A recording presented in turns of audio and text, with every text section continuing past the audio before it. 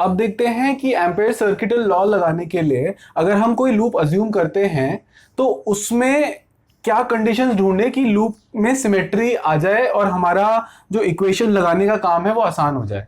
ठीक है, वैसे तो आप कैसा भी लूप चूज कर सकते हो, लेकिन अगर ये तीन कंडीशंस रहेंगी तो बढ़िया होगा। ठीक है, तो सबसे पहले तो आप ये देखो कि अगर लूप है कोई, ठीक है, उसकी बाउंड्री पे अगर जो आपका मैग्नेटिक फील्ड है वो तो या तो जीरो हो जाए या कांस्टेंट हो जाए। ठीक है, वो ऐसा हो जाएगा तो ये आप बी देख रहे हो, ये इंटीग्रल के बाहर आ जाएगा। जीरो हो गया तो ये पूरा चीज ही जीरो हो जाएगी, अगर कांस्टेंट है तो ये बी बाहर आ जाएगा और आपको सिर्फ इंटीग्रल ऑफ डीएल करना पड़ेगा फॉर अ क्लोज लूप, यानी कि सिर्फ इंटीग्रल करना पड़ेगा पूरी लेंथ का लूप की बॉर्डर के। ठीक है, अब दूसरी कंडीशन है या तो बी टैंजेंशियल हो जाए। अब बी टैंजेंशियल हो जाएगा तो क्या होगा, ये जो बी डॉट डीएल है ये एक्चुअली क्या है, ये है स्केलर प्रोडक्ट है ना, डॉट प्रोडक्ट। तो बी डीएल कॉस थीटा होता है एक्चुअली, थीटा हो गया angle between B and DL. अगर बी टैंजेंशियल हो जाएगा तो थीटा या तो जीरो हो जाएगा या तो 180 हो जाएगा, और कॉस जीरो और कॉस 180 की वैल्यूज आपको पता है तो आप आसानी से डाल सकते हो इसमें। ठीक है, एक और लास्ट ये होता है कि या तो फिर b जो है वो परपेंडिकुलर हो जाए। मान लो यहां पे कोई पॉइंट है जिसके b परपेंडिकुलर है, ठीक है, तो b dot DL dot product of two perpendicular vectors क्या रहेगा, जीरो, क्योंकि cos 90 होता है और cos 90 जीरो होता है। ठीक है, तो आप अगर चाहो तो ये तीन कंडीशंस फाइंड आउट करके एक ऐसा लूप ढूंढ सकते हो जिसमें आपको एम्पेयर सर्किटल लॉ लगाना आसान हो और इससे आपको सिमेट्री भी मिल जाएगी। ठीक है, तो आइए अब एक एनसीईआरटी का सॉल्व्ड एग्जांपल करके देखते हैं जिससे कि आपकी एम्पेयर सर्किटल लॉ की अंडरस्टैंडिंग थोड़ी और अच्छी हो जाए। तो इस सॉल्व्ड एग्जांपल में हमारे पास एक इनफाइनाइटली लॉन्ग रॉड है, करंट कैरिंग रॉड है। ठीक है दोस्तों, रॉड और वायर में फर्क ये होता है कि वायर का जो रेडियस है हम नेग्लिजिबल मानते हैं, रॉड का एक रेडियस होगा जिसको हमने इस केस में कैपिटल आर अज्यूम कर रखा है। ठीक है, और इस रॉड के थ्रू एक करंट फ्लो कर रहा है आई, जो कि यूनिफॉर्म है across its cross sectional area. ठीक है, तो हमें दो पॉइंट्स पे मैग्नेटिक फील्ड निकालना है। एक पॉइंट P है इनसाइड द रॉड जो कि रॉड की एक्सिस से स्मॉल r डिस्टेंस पे है, और दूसरा पॉइंट P डैश है आउटसाइड द रॉड जो कि रॉड की एक्सिस से स्मॉल r डैश डिस्टेंस पे है।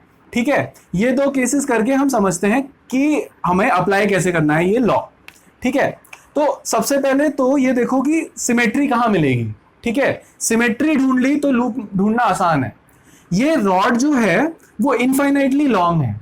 ठीक है, तो इसकी जो सिमेट्री होगी वो हमें इसके एक्सिस पे मिलेगी, है ना, यानी कि इसकी एक्सिस से अगर कोई एक आर डिस्टेंस हम मेजर करते हैं तो उसके अराउंड एक अगर हम सर्कुलर रिंग क्रिएट करते हैं तो उस पे हमें सिमेट्री मिलेगी, क्योंकि ये रॉड जो है उसके लिए सारे डायरेक्शन बराबर हैं, सिर्फ एक वर्टिकल डायरेक्शन डिफरेंट है। बाकी हॉरिजॉन्टल प्लेन में एक पर्टिकुलर डिस्टेंस आर पे जितने भी पॉइंट्स होंगे वो सारे बराबर हैं। ठीक है, तो वो सिमेट्री हमें मिलेगी, सर्कुलर सिमेट्री हॉरिजॉन्टल प्लेन पे परपेंडिकुलर टू द रॉड।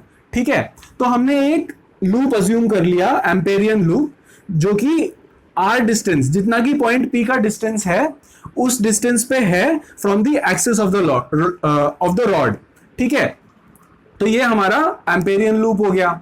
अब हमें निकालना है इस एम्पेरियन लूप के थ्रू कितना करंट फ्लो कर रहा है। ठीक है, अब वो कैसे निकालेंगे दोस्तों, मैं ये बता चुका हूं आपको कि इस रॉड के थ्रू, इस क्रॉस सेक्शन के थ्रू यूनिफॉर्मली करंट फ्लो कर रहा है। ठीक है, हम ये कह सकते हैं कि ये जो एरिया है क्रॉस सेक्शन एरिया कितना हो गया, pi R square, pi capital R square area हो गया, उसके through capital I current flow कर रहा है। ठीक है ना, तो यूनिटरी मेथड लगा के हम ये निकाल सकते हैं कि इस एम्पेरियन लूप के थ्रू कितना करंट फ्लो कर रहा होगा, क्योंकि यूनिफॉर्म है। हम ये कह सकते हैं कि पाई आर स्क्वायर के में कितना करंट फ्लो कर रहा होगा। ठीक है, वो मैंने यहां लिखा हुआ है, आप सिंपल यूनिटरी मेथड लगा के ये सॉल्व कर सकते हो। ठीक है, कि ये जो क्वेश्चन मार्क की वैल्यू है वो आ जाएगी आर स्क्वायर बाय स्क्वायर। ठीक है ना, तो ये आ गया हमारा करंट फ्लोइंग थ्रू लूप, यानी कि ये जो हमारा एम्पेरियन लूप हमने अज्यूम किया है उसके थ्रू कितना करंट फ्लो कर रहा है वो ये आएगा, ठीक है। और फिर इसमें से पाई और पाई कट जाएगा, ठीक है। अब हमें पता चल गया करंट थ्रू लूप की वैल्यू। अब सिमेट्री है, और जैसे हमने पिछले वीडियो में वायर के लिए बी डॉट डी एल किया था, वो उसकी वैल्यू यही आई थी ना, B into two pi R. वो वही चीज हमारी सिमिलरली यहां लग गई है। ये मैंने एम्पेयर सर्किटल लॉ लगा दिया, ठीक है। ये दो चीजें इक्वेट कर दी, तो अब आप ये देखो यहां पे भी आ रहा है, यहां पे भी आ रहा है, तो ये आर और ये आर तो कैंसिल हो जाएगा, ठीक है। तो हमारी फाइनली बी की वैल्यू इतनी आ जाती है, I by two pi capital R square multiplied by small R. इसका मतलब क्या हुआ दोस्तों, इसको इंटरप्रेट कैसे करेंगे, आप ये देखो,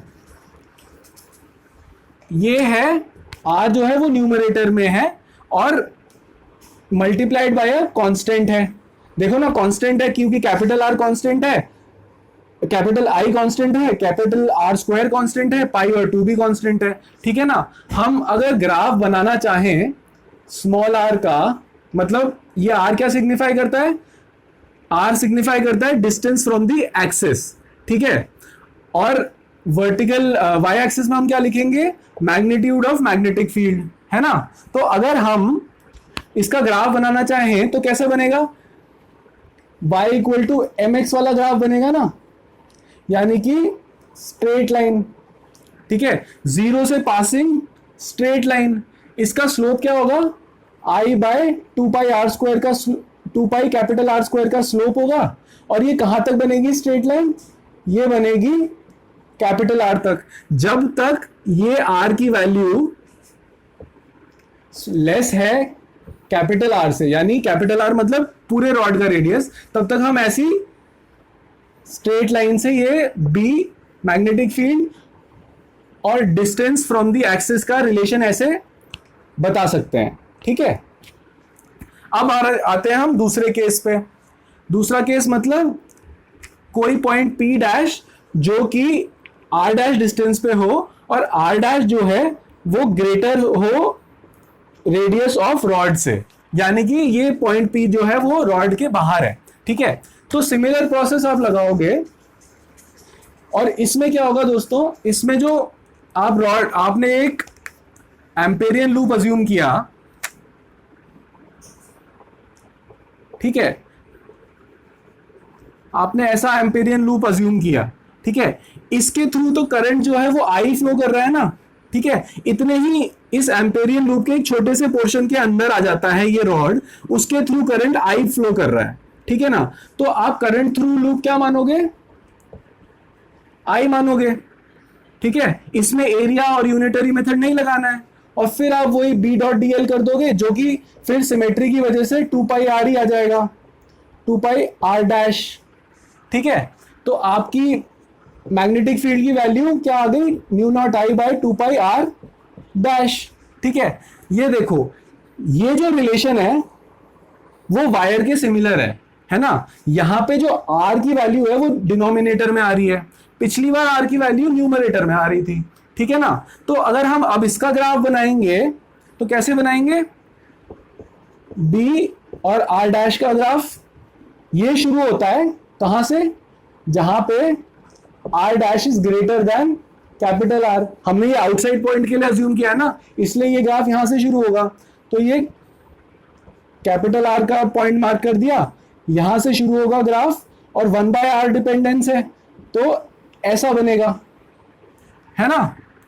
अगर हम इनसाइड और आउटसाइड को दोनों को एक ही एक्सिस में रिप्रेजेंट करना चाहते हो तो कैसे करेंगे, ऐसा एक इनसाइड के लिए ग्राफ बन जाएगा स्ट्रेट लाइन,